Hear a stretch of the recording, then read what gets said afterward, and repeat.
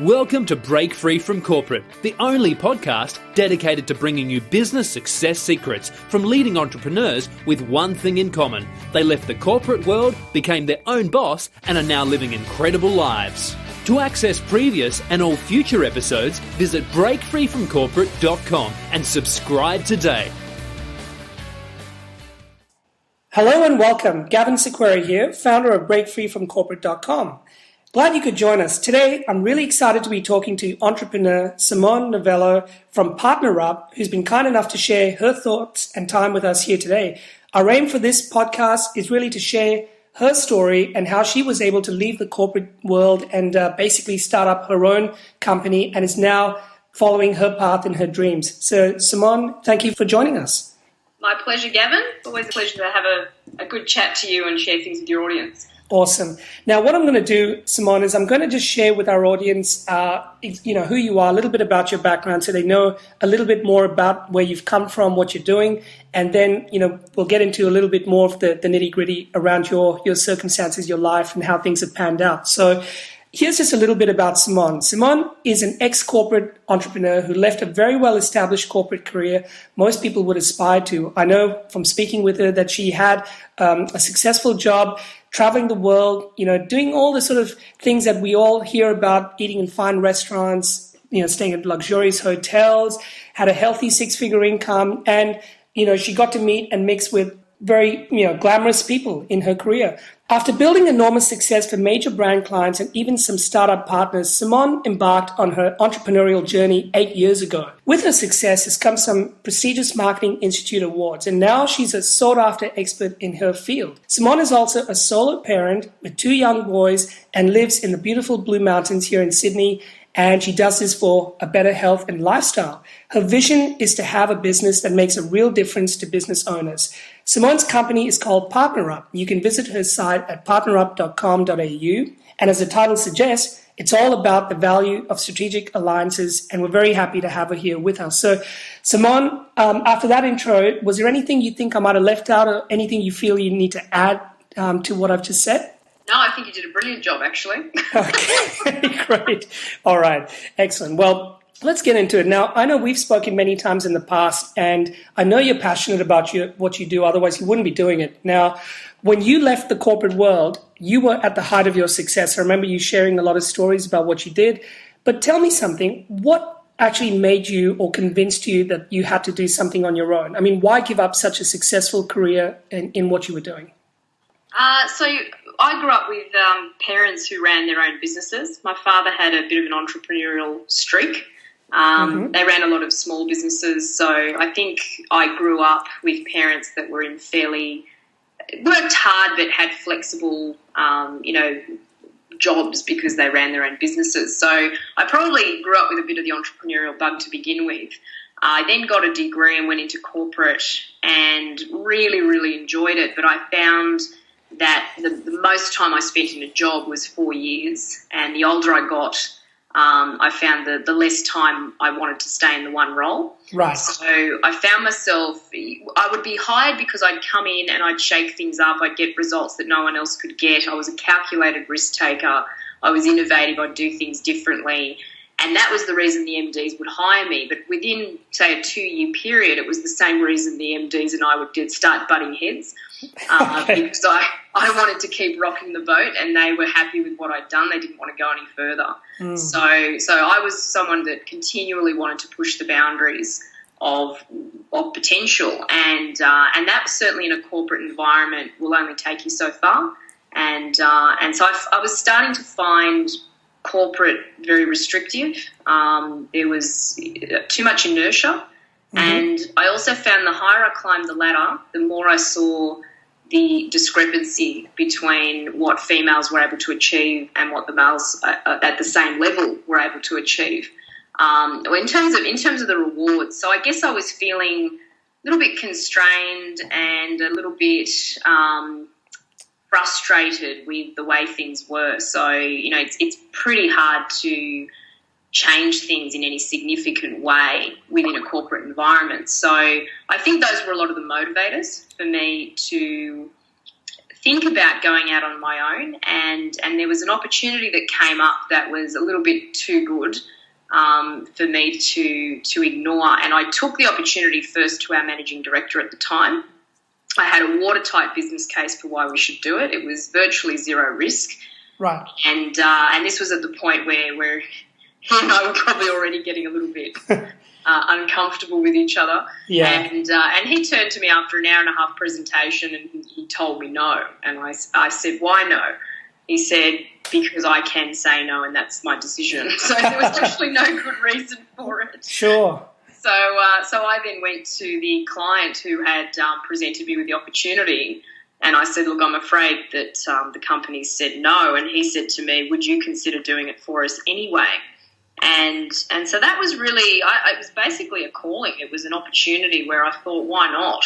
Yeah. So I started making my inquiries, doing my research. I told them that, I wasn't ready to jump into it straight away. I needed some time to think about it. Mm-hmm. And so I started basically taking measures to look into what it would involve, because at the time I had the one son and I needed to think about what would be right for him and me. And then as fate would have it, things were coming to a head in the company I was in. And I'd said to a friend of mine, another director in the company, I said, I'm going to resign on Monday, but wouldn't it be great if they offered me a voluntary redundancy? Yeah. And he said, that'll never happen. And the Friday before I was due to resign, I got the call and I said I knew straight away when I got called into my boss's office, and I had a big smile on my face. And I said, how much? Yeah.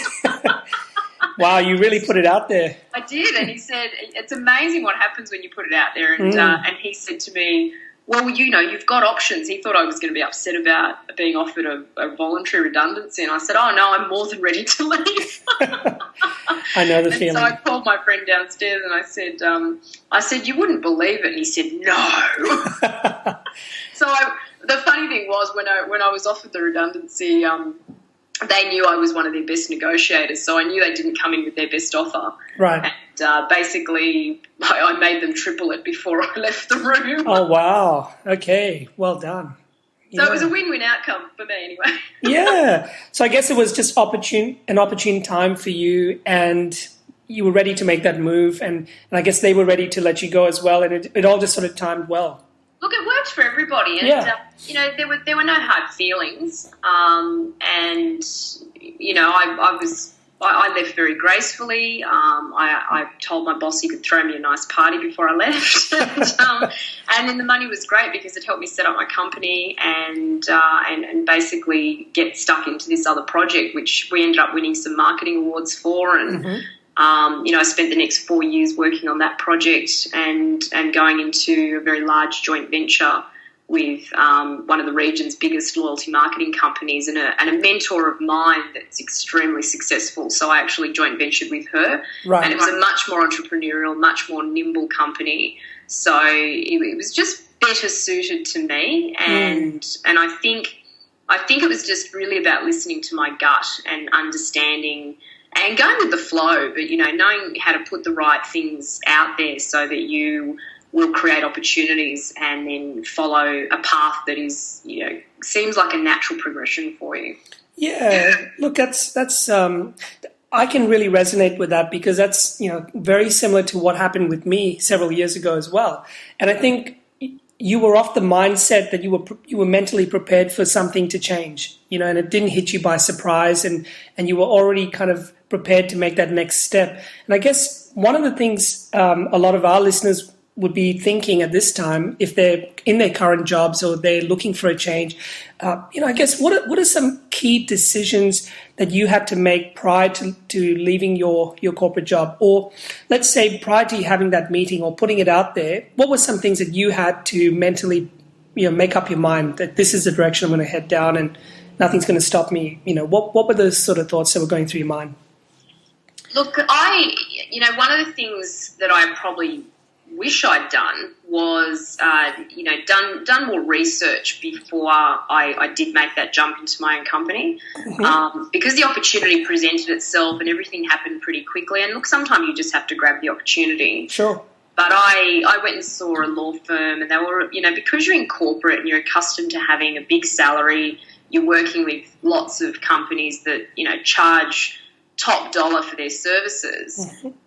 When you leave, when you're going into your own business, you think that that's the sort of money you have to spend. And in retrospect, I wasted a lot of money in those early days. I went and saw the top lawyers in the country to get my company set up and to get some advice around how I was exiting corporate, and they just weren't the right advisors. They were not. Since then I have surrounded myself with the right types of mentors. But back then I just thought, well, if you pay people enough money, you'll get the best advice, and that's not always the case. Right. So definitely, I think the key things are being pragmatic about and budgeting for where you're going to spend your money. Sure. Because it runs out very quickly, and it takes a lot longer to get the momentum that you think you're going to get.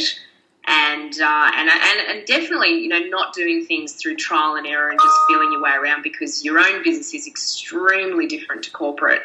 And I found that you really needed to find out what all those resources are to entrepreneurs, as opposed to trying to run and establish an entrepreneurial company with a corporate mindset. Yeah, that's a really good point, because, they're two very, very different beasts, if you like. One, and you really do have to have a different mindset. On one hand, you've got all the resources of a corporate company, but the minute you walk out of that corporate office, those resources are not the same. They're not going to be the same resources to help you in starting up your business, is it? Yeah, you have to pay for photocopying. Yeah. You got to pay for photocopying. You got to make your own coffee, but not just that. You have to find a good photocopier. You got to do your research. It's not just walk to the next room and it's all there. Look at. I guess once you did walk out, so now you're going through the lawyers, you're going through setting up things. How quickly did it hit you that, hang on, I need to reassess my lifestyle choices, including my financial position? Because, like you said, you're no longer in corporate. You don't have access to these resources. Yes, you did have a pool of money that you were given at the end, but you were finding that was running out quickly. I mean, how did you have to readjust your lifestyle? To kind of suit your current circumstances? Well, I'll be very honest and candid with you, Gavin. Sure. And I probably reassessed it a few years too late. Okay. So, and again, for the sake of your listeners and learning from my experience, I left corporate with a corporate mindset and living the lifestyle that I had in corporate. It was only very gradually that I started to realise that I couldn't sustain that sort of lifestyle on a startup budget. Yep. And of course, because I went straight into this big joint venture, again, the worst case scenario in year one after doing extensive financial modelling was $400,000 a year profit to me. So I was feeling pretty comfortable with that, going, the money will be there, we'll be fine. Worst case, I'm going to have $400K by the end of, the next 12 months. Yeah. And so I kept spending on that basis. And you cannot spend based on a forecast. You have to. Yeah. You really have to, be as frugal as you can, and save store your nuts for the winter. Yeah. Because you don't know what's going to happen. And what ended up happening to me, and I know you're familiar with my story, is that I had a surprise pregnancy with my second son, and around the same time the global financial crisis hit. So we had secured the bank, we had secured 3 major universities in Australia. We were building the Qantas frequent flyer of the university sector, and we had a dozen other, leading brand partners, and we were all ready to go. And of course, these things that I couldn't predict happened, and and that changed everything. So, the global financial crisis meant the bank went back into consolidation. So did the agency I joint ventured with. And so the project basically got put on the back burner. And that was extremely difficult because I had been spending my money like that money I was forecasting was already in the bank. Right. And it wasn't in the bank. And, of course, it didn't come for quite a long time after that. So my circumstances really changed. Yes. It was probably only at that point, and that was about 4 years into my business, that I started to reassess the way I was living my life. And it was probably only in the last, and then of course I went into denial for a while, and I took on some contracts, and you do what you have to do. But I found trying to build a business and do contracts for the cash flow and raise a family, again was pretty unrealistic, in terms of how fast and how far I was going to go. Sure. So I would suggest, and this is my absolute top tip based on where I've come to, was in my corporate life, I had an accounts department that would come out every month and throw my budgets and my forecasts on the table, and I had to review them, and I had to answer to someone as to why there may have been deviations, why we were over budget or under budget, and adjust my forecasts and basically account for what was going to happen in the next period. That's the thing that I miss most in my own business. Right. And I think denial is one of the biggest killers of any business, I think. And I think it's where a lot of people get themselves into trouble. Yes. I had a friend that said to me once, you give the impression, this was a few years ago when I was really starting to scrape the bottom of the barrel financially. She said, you give the impression that you're a lot more financially successful than you are. Yeah, and it's a good point, because I think a lot of people are still living as if nothing had really changed, whereas a lot has changed, and where they might have had a secure income coming in, a good salary coming in, now it's highly unpredictable. You could have a few good months, a few very bare months. You really need to develop some stability, but you can't spend like you're stable, because you're not. And I know that was a hard one for me to learn as well, because it took, to be honest, I'm a bit like you. It took me at least a couple of years into my business when I started after leaving the corporate world, that I had to realize, hang on, I'm not earning the same money I used to. I'm not as consistent. I need to be a little bit more frugal in just everything I do. And there's nothing wrong with that. It's just you're in a different phase of life. That's all. So yeah, totally get where you're coming from. Now tell me something with what you absolutely. Yeah, go on, Simone. Just on that point, because you talk about changing your lifestyle. I mean, when I was in corporate, and I was I was the youngest director in a global marketing agency by the age of 27, and on very good income, and I had lots of beautiful shoes, I had an immaculate wardrobe, and I had an amazing lifestyle. For me, drinking a $30, $40, $50 bottle of wine, midweek was normal, was no big deal. It wasn't a special occasion. Sure. And I did have to make a lot of changes when I stepped out of that place of denial. And, you wait until the designer clothing sales come on, and you buy your wine by the case through a direct wine company, and you go to more BYO restaurants, and I even cut my hair short because it was easier for me to dye myself, because I stopped going to my $400 a trip hairdresser. And, and you can honestly get by. And if you're really committed to the entrepreneurial lifestyle and all the benefits that come with that, then those are the sorts of sacrifices that you're prepared to make. And I mean, I used to, my oldest son, was always in designer clothes and looked fabulous.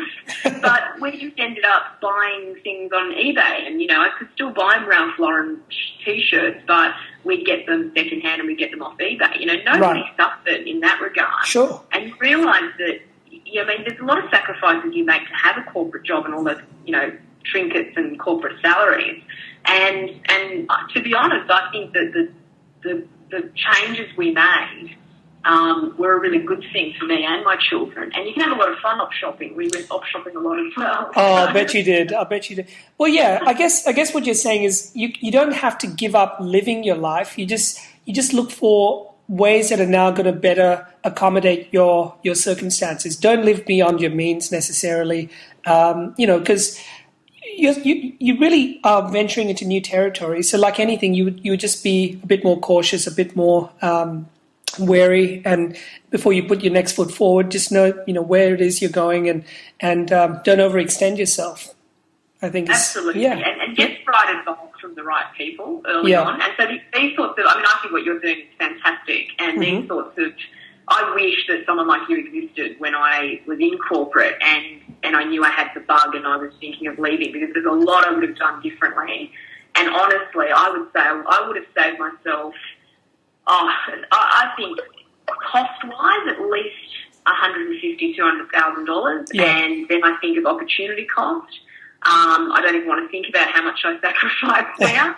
And then the cost of trial and error and just taking so much longer. Yeah. Now, and I totally get it. And I look at what you do today, and your business is all about helping form partnerships, strategic alliances, bringing people together, and it's based on a strength that you obviously had when you were in your corporate role and you were working with an agency and you were doing similar type of work. Tell me something. For someone who's thinking, they want to get out and start their own business, how important, in your opinion, is it that they go down a path that is around their strength? So if they're good at marketing, perhaps they go down a marketing side of business, or if they're good at selling, maybe they go down, selling and promoting a particular product or service, or if their strength is in whatever it might be. How important is it that you recommend that they go down that path, or does it really matter? I'll give you a couple of pieces of advice here, again, based on my experience. I've seen a lot of other people do. One is, too many people come out and they think, I was in the loyalty marketing industry, for example. Mm-hmm. So I had a lot of experience when it came to loyalty programs, but specifically within that industry, my area of expertise revolved around partnerships. So when I first came out, I specialised in I did a whole lot of stuff. So we were building a loyalty program, and we were, kind of took on a lot of different aspects of that type of industry. And I didn't like it all, and I wasn't good at it all. But I thought, the more I can do, the more business I'll get. The other mistake I think a lot of people make is they don't niche. So they go out and they think, the more people I serve, the more business I'm going to get. And then I think the other thing we do as entrepreneurs is you start one business, and then this bright, shiny object comes along, and you think, I'll start another business at the same time. And I know so many entrepreneurs where they go, my other business, and they've got 2 or 3 businesses going. Been there. I think that focus is so important. Yes. And if you focus on your strengths, what you enjoy, you focus on a niche, and I've got a really good video actually that I'm happy to give you a link to, the highlight, where I did an interview with Andrew Roberts talking about niching. Sure. And he says, when you niche, you will grow 10 times faster and 1/5 of the stress.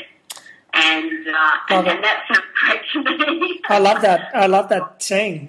Yeah. Oh, look, and actually he said a really great thing. He said a lot of people stand on the edge of the ocean with a shotgun and they're trying to shoot the fish, and it's really ineffective. You're just going for potluck. And he said, rather, if you get the fish and you put them in a bucket and you take to it with a machine gun, you're a lot more effective. Yeah. So it's really, look, focus is extremely important, and you will enjoy it. You'll be better at what you do. Another woman I know, Shah Moore, has a great saying, and that is, you want to be in the flame, not in the wax. Yes. So, the wax is kind of all that other stuff we think we have to do, and the flame is what really excites you. And I think, particularly when in the early days of leaving corporate, when you do have a bit of money behind you, you can be really smart how you use that. Yes. You won't end up in a position where you're bogged down doing all this stuff that you hate and you're not good at, because that's going to slow you down. Absolutely. And now that you're in business, have you found, because I know when you're in corporate, you have teams around you, you've got management, you've got staff, you've got all these people around you. When you're in your own business, and I know this as well, sometimes it can be a bit of a lonely place. I know when I transitioned into my own business, all of my friends were still in corporate jobs, and none of them understood why I wasn't coming back to the corporate world. It was very hard to explain to anyone. It was hard to explain it to my own family. I'm curious with your experience, how did you find that transition? Did you find it a bit of a lonely place to be in? And did you surround yourself with a new group of people that understood what you were doing? So initially, when I first left my corporate job, I formed the joint venture with the big marketing agency. And that was a company that I had worked for before. Mm-hmm. So I knew a lot of people there. I had teams still that I was tapping into. What I found was when that project got put on the back burner and I literally went into my own business, it was extremely isolating. So you may talk to a lot of clients on the phone and you may go to networking events, but you're not really forming deep relationships with people that you can be really honest with and bounce things off and get advice and get an outsider's perspective on what you're doing. So I found, and I wish I had learnt this a lot sooner, that being part of the right circles of people, finding your tribe. Yes. Because your corporate tribe is very different. And I still have a lot of friends in corporate, mm-hmm. but you absolutely need to have like-minded people around you that deeply understand the day-to-day challenges and benefits of being in your own business. Because they'll really support you, during the good times and the bad times, and you share notes. And I know you and I met through Business Blueprint. When I come to the conferences, I feel so energized being around those groups of people. Sure. In a way that you just don't get from your family or your old buddies. Yes, they all have a different role to play, and when you're in your own business, you need to put the right people around you. As you know, I specialise in strategic alliances, and one of the most powerful things you can do, other than forming the right business groups, is having the right strategic partners around you as well. So yeah, very good point. You all then have a vested interest in seeing each other succeed, so it's way less isolating. Yeah, no, excellent. I think you summed that up really well. Now let's fast forward to the present, Simone. So you are in your own business now. Things are going well, and you live a different lifestyle to what you did in corporate. You still have an amazing amount of fun. So I can only imagine how much fun you would have had in your corporate days. But you seem to be living a good, happy lifestyle. And I'm curious because I know that every now and again, this question has come up with myself, and I'm sure with a lot of people who might have left the corporate world and started something. And, have you ever been tempted to go back to corporate? Has that question ever kind of come up in your thinking? Absolutely. Yeah. Absolutely. Mm-hmm. There are pros and cons to everything. Mm-hmm. And I think it was about 2 or 3 years ago that I was made an offer from a very large corporate, been chasing me for about 10 years to work for them. And at the time, my business, I'd moved to the Blue Mountains and I was absolutely loving my lifestyle up here, but I was really struggling with the change to my financial situation. Yeah. And I really missed the security of an income. And of course I had the 2 boys as well, so I was the breadwinner. I was the only one responsible for paying the bills, and I was getting, it's very difficult to especially after a while, to deal with the insecurity of a fluctuating cash flow. Yeah. And I got to a point where then I was offered a very big, so it was a bit of an emotional roller coaster. Yes. I had a friend in a very senior corporate role who was going back to London, and he wanted me to take over his job. So he'd spoken to the president and basically said to him that he needed to have me in the role, and, he'd be nuts not to have me. So the job was mine if I wanted it. Mm. And it was an extremely attractive offer, and yeah. to say the least. So I was very, very tempted to go back, and I actually made the decision to take it. And I took my oldest son, to Uluru for a holiday, and I was going to give them my decision when we got back. And so I went away in the mindset that I was going to do it, and I'd accepted that I'd have to leave the mountains and put that lifestyle on hold. Mm-hmm. And we went away to Uluru, and it's a very spiritual place there, and very quiet. We were away from the technology, and we even though we went away, and I didn't make the mistake of spending like this job was already mine. So we stayed in a cabin in the caravan park, and we had a very frugal holiday. And we did a lot of hiking, and we did a lot of stuff that didn't cost anything. And of course, the very fancy schmancy resort was there, and I did go and have a massage after a very grueling day out one day. Yeah. And I just found myself thinking, this is what's most important, is being with my son and having this pretty rugged but very, very real and very spiritual experience. And I actually thought about my life in corporate, to your point, and yes, I had one hell of a time. Yeah. And it suited me in my 20s. But, we partied hard, we worked hard, and it was very superficial. And I thought about going back to that, and it's very hard to leave corporate. And once you've left, if you go back, I knew if I took this job, I was going to be back there for at least another 10 years. Yeah. And I thought, is that what I want for myself for the next 10 years? By then my sons will be grown up, and I'll have and I'll be able to afford a nanny, and I'll have someone walking my dog and cleaning my house and doing my shopping and cooking my food and caring for my children. And I basically, I decided on that trip that I didn't want to be paying someone else to live my life for me and then find myself drinking my very expensive bottles of wine to make myself feel better about the fact that I was not deeply happy with my life. And that's basically where I'd come from and why I left it in the first place. Yeah, wow. Yeah, it's listening to that story, I'm kind of reminiscing, my own path, because I had a couple of tempting job offers, over the last couple of years. And boy, sometimes when you're starting something new, you might not have generated any income yet. You're questioning whether or not this is going to work. And people around you are you might have some supportive people. I know how important it is to have people around you that are supportive, but some people are not. And that's just life. And sometimes that can be within your own family. Boy, it's tempting to go back.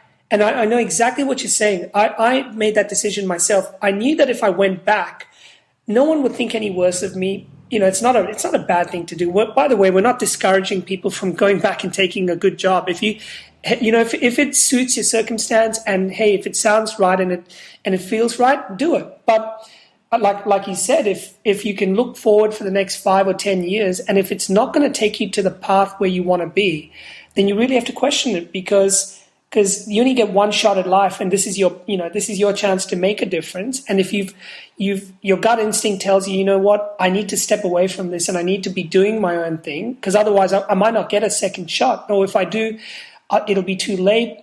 I've lost a lot of valuable time. Then I think everything you said makes perfect sense, and you were able to evaluate that in a pretty spiritual place like Uluru. Absolutely. Yeah. And I think if you ever find yourself in that position, and look, a few things to what you said, if you ever find yourself in that position, my advice would be to take yourself away from technology and go somewhere very quiet, and do something very meaningful, and have a really good think about it before you do it. But also, to your point, when I fell pregnant with Jasper, my youngest, I had to do something to make ends meet, because, everything was up in the air at that point. But rather, I had choices. You've got to give yourself choices. Now, the corporate job, the big corporate job, that was selling my soul back to corporate. That was a big commitment. I ended up taking a consulting role, which I did for a couple of years. It was not paying, it was paid about half of what the corporate job was paying, but it was 3 days a week.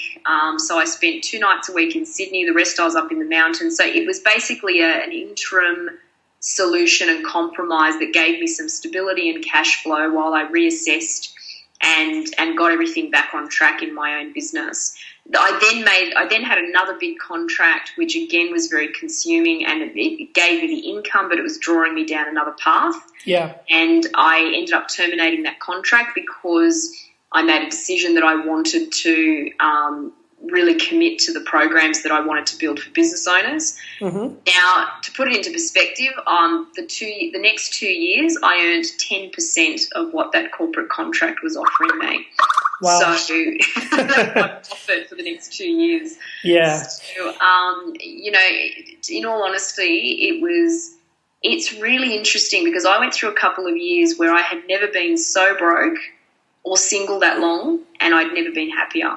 So sometimes when you need to disconnect your self-worth from your title and your income, you almost do yourself a favour by going through that. I would just say go into it a little bit more prepared than what I did, and store some nuts for the winter, and really get a handle on your financial situation and be realistic about what your plan is. I think sometimes I winged it for a bit, and look, I'm very happy with where I've ended up. So it's certainly been an adventure, and I think the reality is to keep it in perspective. We live in a country full of opportunities, and if you're educated and you have a corporate background, you have options. That's right. So you can always give yourself options. Try to make it not all or nothing. For me, it wasn't corporate or nothing. I ended up going, with an interim solution for a little bit. And I think you just have to go with your gut on a lot of things, and do your research and give yourself options and choices, and choose what the best option is for you. No, well said, well said. Now, let's change tack a little bit. I want to talk a little bit about education, because I know when we're in corporate roles and when you're in a job, usually companies like to invest in your education or invest in courses or promote you to the next level, so give you that higher level of education. Tell me something. When you started your entrepreneurial journey, how did you educate yourself on a completely different level? I mean, did you do a lot of different types of reading or listening to CDs or audio books, or did you go to different seminars? I mean, what change in education did you give yourself? So I started off reading the Richard Branson books, and I read Dale Beaumont's book on female entrepreneurs, and a whole stack of basically entrepreneurial type books. Okay. I then found that I got myself an executive coach who had coached me when I was in corporate. Mm-hmm. I spent a lot of money on her, and she encouraged me. She ended up wanting to go into business with me on one of my ideas. Right. And so, and that was exactly what I was paying her to do, was to stop me from doing anything stupid and get distracted, which is exactly what I did. Yes. So again, getting myself a corporate coach was a stupid idea when I was now in an entrepreneurial life. Yeah. So that was a mistake. I then went to a couple of seminars. I won't name any names, but okay. I think there are a lot of con artists out there. So I think you also have to be careful with all the hype. And as an intelligent corporate backgrounded person, I would do your research and I would do your due diligence on anybody that you are thinking about working with.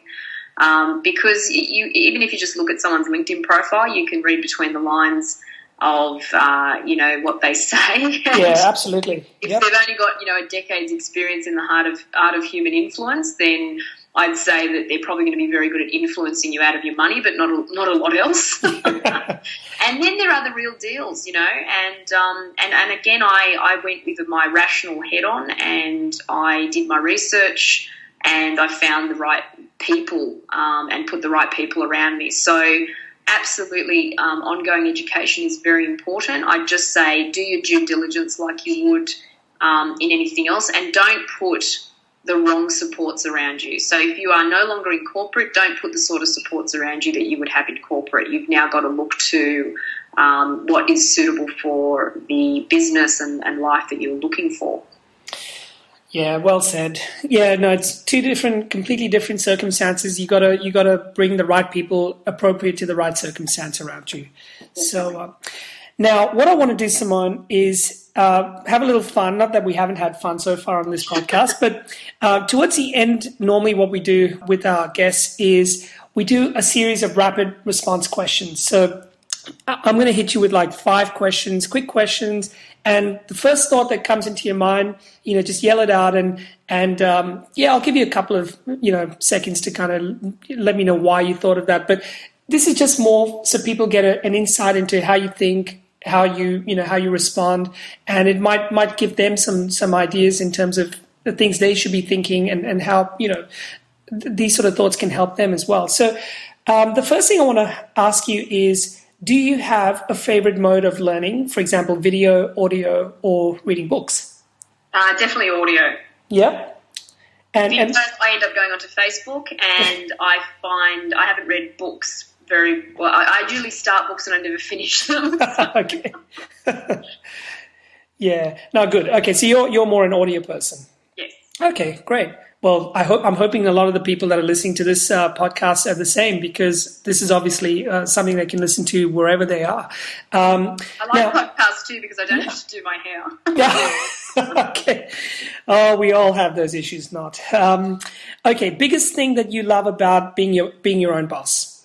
Definitely the flexibility. So if I need to be there for my kids, I can be there for them, and if I want to go to the gym, I can go to the gym, or I can go for a hike, or I can miss peak hour. I think the flexibility is fantastic. You don't have to be in that same, maze that everyone else gets stuck in at times. Yeah. No, because you're in control of your own time. Definitely. Okay. Now, are you a glass half empty or a glass half full kind of girl? My glass of wine is always half empty, but I'm a glass half full kind of girl. Okay. Fantastic. All right. Now, do you have a favorite role model or a hero, and why? If you'd asked me this probably 5 years ago, I would have said, Richard Branson, or, that type of person. Mm-hmm. What I would say now is my neighbour that I had when I moved up to the Blue Mountains. She is the definition of success for me now, compared to what it used to be.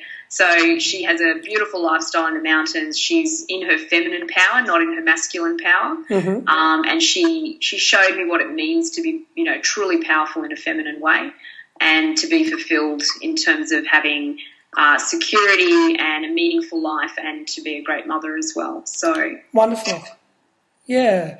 Well, that's really refreshing to hear, because sometimes people don't look right next door, and you could have someone truly inspiring, and it doesn't have to be someone famous or a celebrity or someone like that. It could be the person living right next door, living the kind of lifestyle that you aspire to live. And absolutely. And reframing things for you, because the number of times I nearly ran back to Sydney with my tail between my legs, and she gave me the strength and the guidance to stay on the path of the vision and dream I had for myself. And she actually is the reason. I used to call her my fairy godmother, because she's the reason that I have the life I have now. Oh, wonderful. And then tell me, now talking about this vision and dream of yours, where do you see yourself heading into the future? I mean, what is your plan, and where do you see Partner Up going, or have you got a vision for greater things to come? Absolutely. So Partner Up is really taking on a life of its own now, which I think is the greatest compliment and reassurance that I'm doing the right thing. So my vision for it is to create a community of partner-friendly businesses that understand how it works, mm-hmm. and are really all there to do better together, and to create a lot more of a lifestyle business, or to have a business that's not as stressful. And to reach greater heights than they probably ever could on their own. So the community now really takes on a life of its own. I give them everything they need to get going, and then the people in our community are just taking off. And so I have big visions of where we're going. Great. And basically it's all well in motion. And I love the fact that you're doing this to inspire people as well. This is not just a single-minded approach to your business. This is about inspiring a community. You've given it life. It's now almost running itself, and you've really excited a lot of people in what you're doing. I mean, I think what you're doing is wonderful, and I hope that more people like yourself come up through the entrepreneurial journeys and inspire more and more people to do creative things like that, because it would just make the world a better place, I think. Absolutely. I mean, look, everything I do is around the win-win, and look, small business is driving economic growth in this country now, and I really believe that more and more of the most talented minds are going into their own businesses, and it's called creative destruction. We as entrepreneurs are just changing the way of the world, and I think the more people out on that journey and committed to that type of vision, I think the better off we'll all be. Awesome. Well, Simone, you've given us some great ideas for all our listeners to work with. I've certainly learned a lot from you. I appreciate your time. I always enjoy talking to you. So thank you so much for coming on this podcast.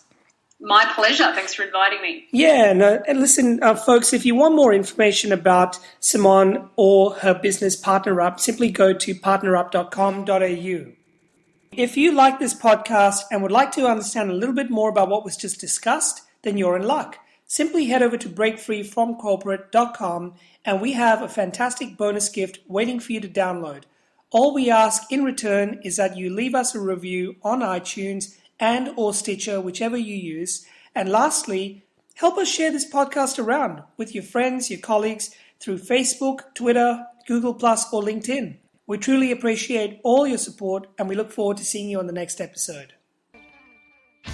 Thank you for listening to this podcast episode of Break Free from Corporate. Once again, to access previous and all future episodes, visit breakfreefromcorporate.com and subscribe today.